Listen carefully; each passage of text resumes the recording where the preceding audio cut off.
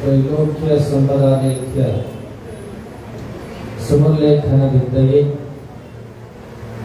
ಸಚ್ಚಿದಾನಂದ ರೂಪಾಯ ಶಿವಾಯ ಬ್ರಹ್ಮಣೇ ನಮಃ. ಪಂಚಾನನ ತನುಭೂತ ಪಂಚಾಕ್ಷರ ಮನೋಪಮಾನ್ ಪಂಚಸೂತ್ರ ಕೃತೋ ವಂದೇ ಪಂಚಾಚಾರ್ಯಾನ್ ಜಗದ್ಗುರು. ಬೆಂಗಳೂರು ಮಹಾನಗರದಲ್ಲಿ ನಮ್ಮ ಬಸವರಾಜ್ ಅವರು ಇಲ್ಲಿ ಒಂದು ಸಂಘಟನೆಯನ್ನ ಮಾಡಿ ಆ ಸಂಘಟನೆಯ ಅಡಿಯಲ್ಲಿ ಇಂದು ಶ್ರೀಮದ್ ಕಾಶಿ ಜಗದ್ಗುರು ಮಹಾಸನ್ನಿಧಿಯವರ ಧನುರ್ಮಾಸದ ಇಷ್ಟಲಿಂಗ ಮಹಾಪೂಜೆ ಮತ್ತು ಸಾಯಂಕಾಲ ಶ್ರೀ ಸಿದ್ಧಾಂತ ಶಿಖಾಮಣಿ ಮತ್ತು ಪಂಚಸೂತ್ರಗಳ ಆಧ್ಯಾತ್ಮಿಕ ಆಶೀರ್ವಚನ ಸಮಾರಂಭವನ್ನು ಹಮ್ಮಿಕೊಳ್ಳಲಾಗಿದೆ. ಈ ಸಮಾರಂಭದ ಸಾನ್ನಿಧ್ಯವನ್ನು ವಹಿಸಿ ತಮ್ಮ ದರ್ಶನ ಮತ್ತು ಆಶೀರ್ವಚನದ ಮೂಲಕವಾಗಿ ನಿಮ್ಮೆಲ್ಲರನ್ನು ಕೂಡ ಕೃತಾರ್ಥರನ್ನಾಗಿ ಮಾಡ್ತಾ ಇರುವಂತಹ ಶ್ರೀಮದ್ ಕಾಶಿ ಜ್ಞಾನ ಸಿಂಹಾಸನಾಧೀಶ್ವರ ಶ್ರೀ ಶ್ರೀ ಶ್ರೀ 1008 ಜಗದ್ಗುರು ಡಾಕ್ಟರ್ ಚಂದ್ರಶೇಖರ್ ಶಿವಾಚಾರ್ಯ ಮಹಾಸನ್ನಿಧಿಯವರ ದಿವ್ಯ ಚರಣಾರವಿಂದಗಳಲ್ಲಿ ಅನಂತ ಪ್ರಣಾಮಗಳನ್ನು ಸಮರ್ಪಿಸಿ ಇದೀಗ ತಾನೇ ಈ ಸಮಾರಂಭವನ್ನು ಕುರಿತು ನೇತೃತ್ವದ ನುಡಿಗಳನ್ನು ಮಾಡಿದಂತಹ ಆತ್ಮೀಯರು, ಪೂಜ್ಯರು, ವಿದ್ವಾಂಸರಾಗಿರುವಂತಹ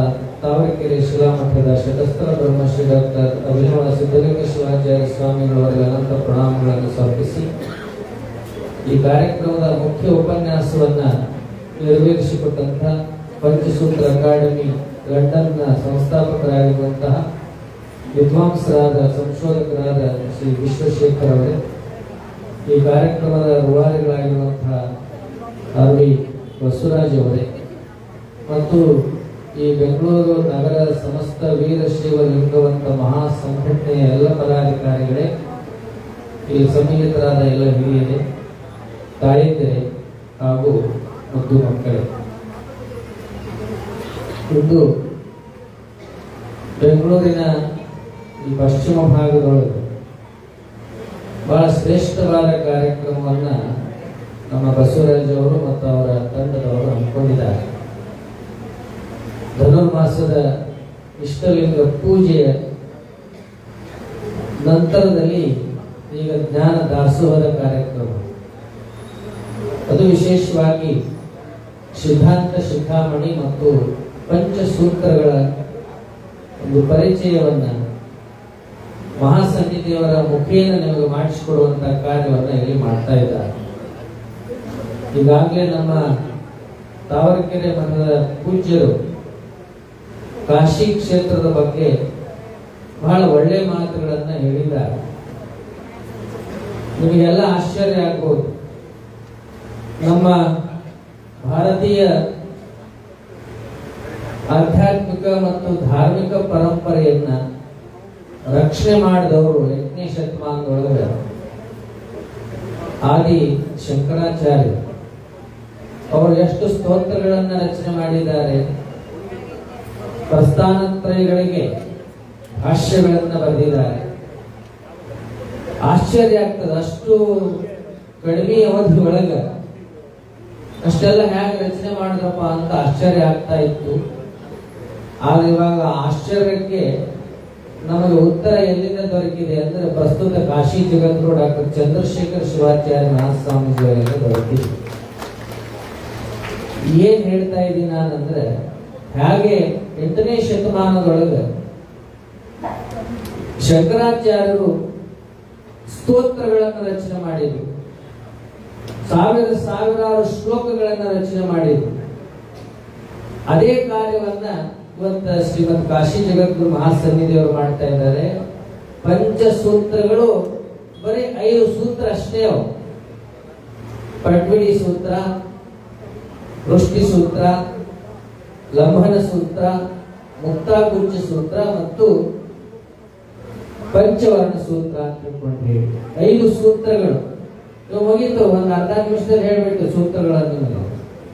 ಆದ್ರೆ ಈ ಸೂತ್ರಗಳನ್ನ ಕುರಿತು ಮಹಾಸನ್ನಿಧಿಯವರು ವಿವರಣೆ ಬರೆದಿದ್ದಾರೆ.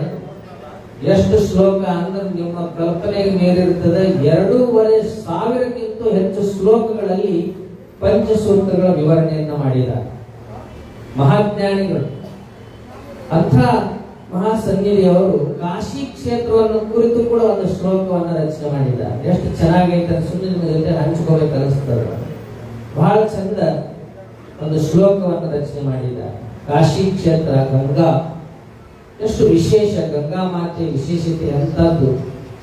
ನಿಮಗೆಲ್ಲ ಇವಾಗ ಮೋದಿಯವರು ಬಂದಿದ್ದಾರೆ, ಸ್ವಲ್ಪ ಸ್ವಚ್ಛ ಭಾರತ ಅಂತ ತಿಳ್ಕೊಂಡು ಹೇಳಿ ಗಂಗಾ ನದಿ ಸ್ವಚ್ಛವಾಗಿ ಕಾಣ್ತಾ ಇದೆ. ಒಂದು 25 ವರ್ಷದ ಹಿಂದೆ ಕಾಶಿಗೆ ಹೋದವ್ರು ಯಾರಾದ್ರೆ 25 ವರ್ಷ ಜೀವನ ಅನುಭವ ಇರ್ತಾರೆ. 25 ವರ್ಷದ ಹಿಂದೆ ಕಾಶಿಗೆ ಹೋದ್ರೆ ಗೊತ್ತಾಗ್ತಿತ್ತು ಕಾಶಿ ಗಂಗಾ ಜಲ ಎಷ್ಟು ಮಲಿನ ಆಗಿತ್ತು ಅಂದ್ರೆ ಈಗ ಭವಿಷ್ಯದಲ್ಲಿ ತಗೊಂಡ ನೀರೇ ಕಾಣ್ತಿರ್ಲಿಲ್ಲ, ಒಳಗೆ ಕಾಣ್ತಾ ಇತ್ತು. ಹಂಗ ನೋಡಿದ್ರೆ ಅರ್ಧ ಸುಟ್ಟ ಹೆಣ ಎಲ್ಕೋ ಅಂತ ಬರ್ತಿತ್ತು. ಮತ್ತೆ ಕಾಲೇ ಸರ್ಸೋದು ಅವ್ರು ಹೋಟೆಲ್ ಹೋಗುವಾಗ. ಈ ತರ ಗಂಗಾ ಇದ್ರೂ ಕೂಡ ನಮ್ಮ ದೇಶದ ಲಕ್ಷ ಜನ, ವಿದೇಶದ ಜನ ಲಕ್ಷ ಜನ ಆ ಗಂಗಾ ಜಲಗಳು ಮಿಂದೇಳ್ತಾ ಇದ್ರು. ಅಷ್ಟು ಪವಿತ್ರ ಅದು. ಇವಾಗ ಗಂಗಾ ಜಲ ಬಹಳ ಸ್ವಚ್ಛವಾಗಿದೆ. ಇವಾಗ ನೋಡಿದ್ರೆ ಬಹಳ ಚಂದ ಅನಿಸ್ತದೆ. ಇವಾಗ ಯಾಕೆ ಈಗ ಗಂಗಾ ಜಲದೊಳಗೆ ಎಲ್ಲರೂ ನಿಂತು ಹೇಳ್ತಾ ಇದ್ರು ಅನ್ನೋದಕ್ಕೆ ಮಹಾಸನ್ನಿಧಿಯವರು ಒಂದು ವಚನ, ಒಂದು ಶ್ಲೋಕ ಬರ್ತಾರೆ. ಅದನ್ನ ಅರ್ಥ ಮಾಡ್ಕೊಂಡ್ಬಿಟ್ರೆ ಗೊತ್ತಾಗ್ತದೆ. ಅವ್ರು ಹೇಳ್ತಾರೆ, ನಗೇನಾಪಿ ಶ್ರುತಂ ಮೃತಾನ್ ಪುತ್ರಾನ್ ಹಿ ಮಾತರಃ ಪಾಯಯಂತಿ ಸ್ವಕಂ ಸ್ತನ್ಯಂ ತ್ರಿಷು ಲೋಕೇಶು ಕುತ್ರಚಿತ್. ತ್ರಿಷು ಲೋಕೇಶು ಕುತ್ರಚಿತ್, ಈ 3 ಲೋಕಗಳಲ್ಲಿ ಎಲ್ಲಿ ಕೂಡ ಕಾಣಂಗಿಲ್ಲ. ಏನಪ್ಪಾ ಅಂದ್ರೆ ಸತ್ತಂತ ಮಗುವಿಗೆ ಹಾಲುಣಿಸುವಂತ ತಾಯಂದಿರೆಲ್ಲ ಸಿಗ್ತಾರ. ಏನೋ ಅವಘಡ ಆಗಿ ಅಥವಾ ಮಗು ಸರಿಯಾಗಿ ಹುಟ್ಟದೇನೆ ಏನೋ ತೊಂದರೆ ಆಗಿ ಮಕ್ಕಳು ಸತ್ ಬಿಡ್ತಾವ ಸಣ್ಣ ವಯಸ್ಸಲ್ಲಿ. ಸಣ್ಣ ಒಂದು 6 ತಿಂಗಳ ವರ್ಷ 2 ವರ್ಷದಲ್ಲಿ ಸತ್ತು ಹೋಗ್ಬಿಡ್ತಾವೆ. ಇನ್ನು ಹಾಲು ಉಣ್ತಾ ಇರ್ತಾವೆ, ಅದು ಸತ್ತು ಹೋಗ್ತಾವೆ.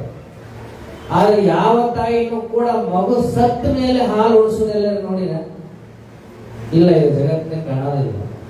ಆದ್ರೆ ಅಹೋ ಚಿತ್ತ ಮಹಾಕಾಶಿ, ಮಹಾಕಾಶಿ ಬಹಳ ವಿಚಿತ್ರ, ಬಹಳ ವಿಶೇಷ ಅದು. ಯಾಕಂದ್ರೆ ಮೃತಾನ್ ಸರ್ವಾನ್ ಹಿ ಮಾತೃವ ಪಾಯಯಿತ್ವ ಅಮೃತ ಸ್ತನ್ಯಂ ಮುಕ್ತಿಂ ಯಚ್ಚತಿ ಮಂಗಲಾಂ, ಮುಕ್ತಿಂ ಯಚ್ಚತಿ ಮಂಗಲಾಂ, ಮಂಗಲಾಂ ಮುಕ್ತಿಂ ಯಚ್ಚತಿ. ಮಂಗಲಕರವಾಗಿರುವಂತಹ ಮುಕ್ತಿಯನ್ನ ಅಲ್ಲೊಬ್ಳು ತಾಯಿ ಕೊಡ್ತಾಳಂತ. ಯಾರು? ಗಂಗಾಬಾಯಿ, ಗಂಗಾ ತಾಯಿ, ಗಂಗಾ ಮಾತೆ. ಎಂಥವ್ರಿಗೆ ಅಂದ್ರ ಮೃತಾನ್ ಸರ್ವಾನ್ ಹಿ ಮಾತ್ರ, ಎಲ್ಲಾ ಸತ್ತವರನ್ನ ಕಾಶಾನ್ ಮರಣಾನ್ ಮುಕ್ತಿ ಅಂತ ಕಾಶಿ ಒಳಗೆ ಹೋಗಿ ಎಷ್ಟೇ ಪಾಪ ಮಾಡಿರ್ತಾರ ಮನುಷ್ಯ. ನಾನು ಪ್ರಶ್ನೆ ಕೇಳ್ತೀನಿ, ಸ್ವಾಮೀಜಿ ಅವರು ಹುಟ್ಟಿನಿಂದ ಇಲ್ಲಿವರೆಗೂ ನಾನು ಒಟ್ಟ ಪಾಪನೇ ಮಾಡಿಲ್ಲ, ನಾವು ಕೈ ಹತ್ರಿ ತಲೆ ತೋರಿಸ್ಕೊಂಡಲ್ಲ ಅದು ಸತ್ಯ, ಜಗತ್ತಿನ ಸತ್ಯ ಇದು. ಮನುಷ್ಯ ಗೊತ್ತಾಗ್ದೇನೋ ಗೊತ್ತಿಲ್ದೇನೋ ಒಟ್ಟು ತಪ್ಪು ಪಾಪ ಕಾರ್ಯಗಳನ್ನು ಮಾಡಿರ್ತಾನೆ. ಕೆಲವೊಬ್ರಿಗೆ ಗೊತ್ತೇ ಆಗದೆ ಮಾಡ್ತಿರ್ತಾರೆ. ಹೆಂಡತಿಗೆ ಗೊತ್ತಾಗಂಗಿಲ್ಲ, ಮಕ್ಕಳಿಗೆ ಗೊತ್ತಾಗಂಗಿಲ್ಲ, ಗಂಡಗೆ ಗೊತ್ತಾಗಂಗಿಲ್ಲ, ಯಾರಿಗೂ ಗೊತ್ತಾಗಲಾರಂಗ್ ಪಾಪ ಮಾಡಿದ್ರೆ ಅವ್ರಿಗೆ ಗೊತ್ತಿರ್ತೈತಿಲ್ಲ. ಅದು ಒಟ್ಟಾರೆ ಕಾಮನ್ ಆಗಿ ಎಲ್ಲರೂ ಸ್ವಲ್ಪ ಪಾಪ ಕೃತ್ಯಗಳನ್ನು ಮಾಡಿರ್ತಾರೆ. ಇಂಥ ಪಾಪ ಕೃತ್ಯಗಳನ್ನು ಮಾಡಿ ಕಾಶಿ ಒಳಗೆ ಹೋಗಿ ಮರಣ ಹೊಂದಿದರೆ ಯಾಕೆ ಮುಕ್ತಿ ಆಗ್ತದೆ? ಕಾಶಾನ್ ಮರಣಾನ್ ಮುಕ್ತಿ, ಸುಮ್ಮನೆ ಸತ್ತ ತಕ್ಷಣ ಮುಕ್ತಿ ಆಗಂಗಿಲ್ಲ. ಅಲ್ಲೊಬ್ಬ ಮಹಾತಾಯಿಗಳ ಗಂಗಾ ತಾಯಿ ಆಕಿ ಏನ್ ಮಾಡ್ತಾಳಂದ್ರೆ ಮೃತಾನ್ ಸರ್ವಾನ್ ಹಿ ಮಾತೃವ, ಸತ್ತಂತ ಎಲ್ಲರನ್ನೂ ಕೂಡ ತನ್ನ ಮಕ್ಕಳಂತೆ ಅವರ ತಾಯಿಯಂತೆ ಇವಳು ಪಾಯಿತ್ವ ಸ್ತನ್ಯಂ, ಎಂತ ಹಾಲು ಕುಡಿಸ್ತಾಳ ಅಂದ್ರೆ ಅಮೃತದ ಹಾಲನ್ನ ಕುಡಿಸಿ ಮಂಗಲ ಮುಕ್ತಿ ಹೆಚ್ಚೈತಿ, ಮಂಗಲವಾಗಿರ್ತಕ್ಕಂಥ ಮುಕ್ತಿಯನ್ನು ಕೊಡುವಂತ ಏಕೈಕ ಮಾತೆ ಎಲ್ಲಿದಾಳಪ್ಪ ಅಂದ್ರೆ ಕಾಶಿ ಗಂಗಾ, ಕಾಶಿ ಒಳಗದ ಆ ಗಂಗಾ. ಅಲ್ಲಿ ನಿಂದವರಿಗೆ ಅವರ ಪಾಪವನ್ನು ಹರಣ ಮಾಡಿ ಅವರಿಗೆ ಮುಕ್ತಿ ಕೊಟ್ರೆ ಇಲ್ಲಿ ಜ್ಞಾನಗಂಗಾ ನಮ್ಮೊಂದಿದ್ದಾರೆ.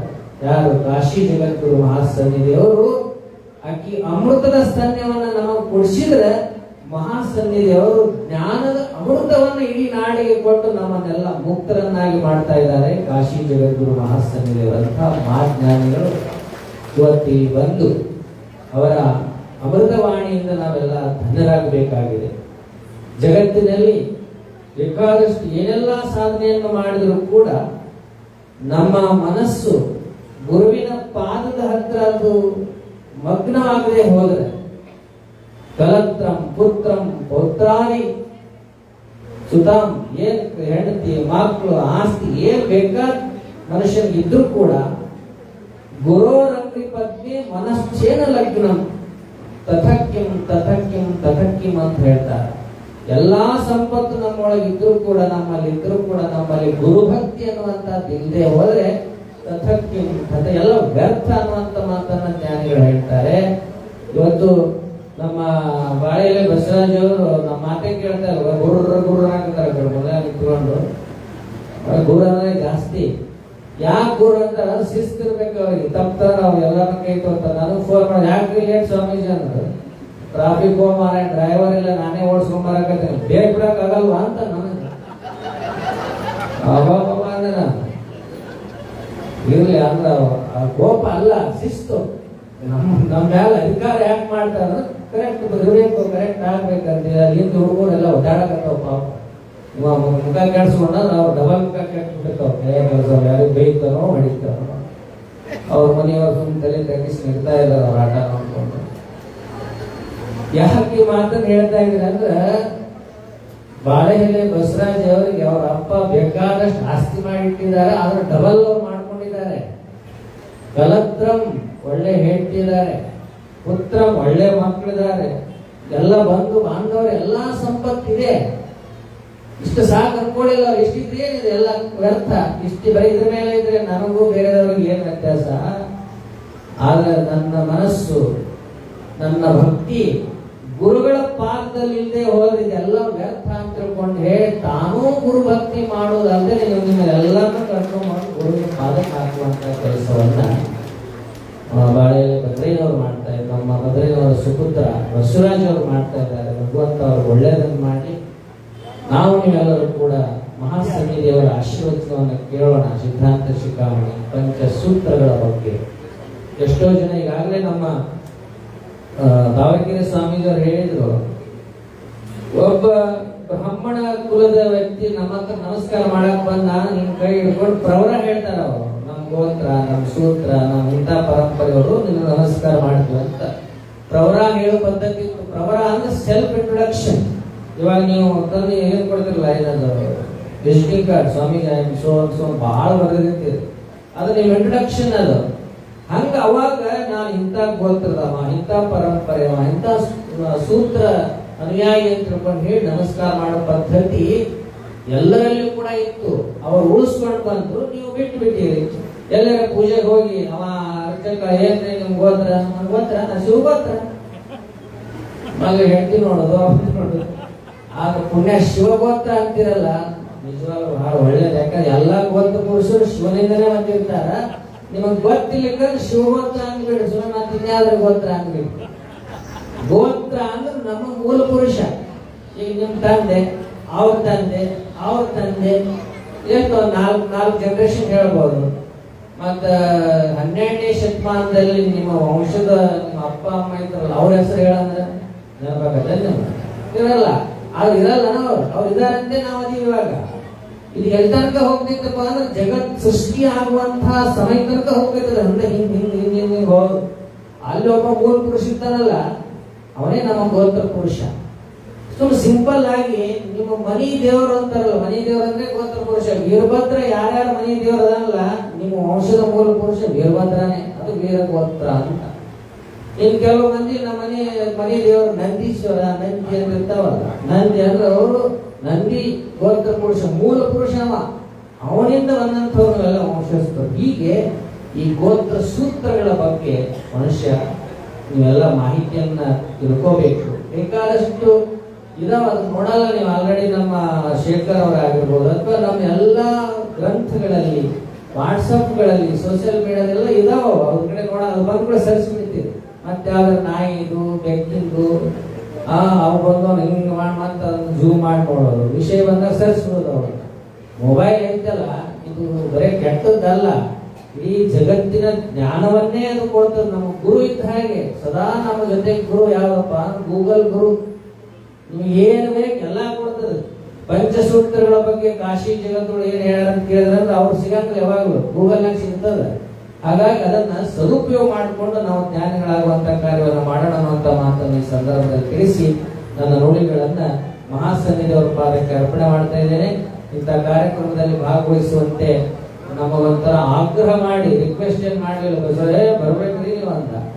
ನಾವಿಲ್ಲಪ್ಪ ಕಾಶಿ ಚಿಕ್ಕ ಸನ್ನಿಧಿಯವರ ಕಾರ್ಯಕ್ರಮ ನೇತೃತ್ವ ನಾನೇ ವಹಿಸ್ಕೊಂಡು ಅಲ್ಲೆಲ್ಲ ನಾವು ಶಿವಗಂಗೆ ಅವ್ರು ಇರ್ತಾರಲ್ಲ, ನೀವು ಬರೀ ಅಂತ ಆಯ್ತಪ್ಪ ಅಂತ ಕೇಳ್ಕೊಂಡ್ರಿ. ಒಂದು ರೀತಿಯಲ್ಲಿ ನಮ್ಮ ಮೇಲೆ ಬಹಳಷ್ಟು ಪ್ರೀತಿಯ ಒಂದು ಸಂಬಂಧವನ್ನು ಬಸವರಾಜರು ಇಟ್ಕೊಂಡಿದ್ದಾರೆ. ಅವರಿಗೂ ಅವ್ರ ಕುಟುಂಬದವರಿಗೂ ಮತ್ತು ಈ ಸಂಸ್ಥೆಯ ಸಂಘದ ಎಲ್ಲ ಪದಾಧಿಕಾರಿಗಳಿಗೂ ಮಹಾಸನ್ನಿಧಿಯ ಆಶೀರ್ವಾದ ಸದಾ ಇರಲಿ ಅಂತ ಮಾತನ್ನು ತಿಳಿಸಿ ನಮ್ಮ ನುಡಿಗಳಿಗೆ ವಿರಾಮ ಕೊಡ್ತಾ ಇದ್ದೇವೆ.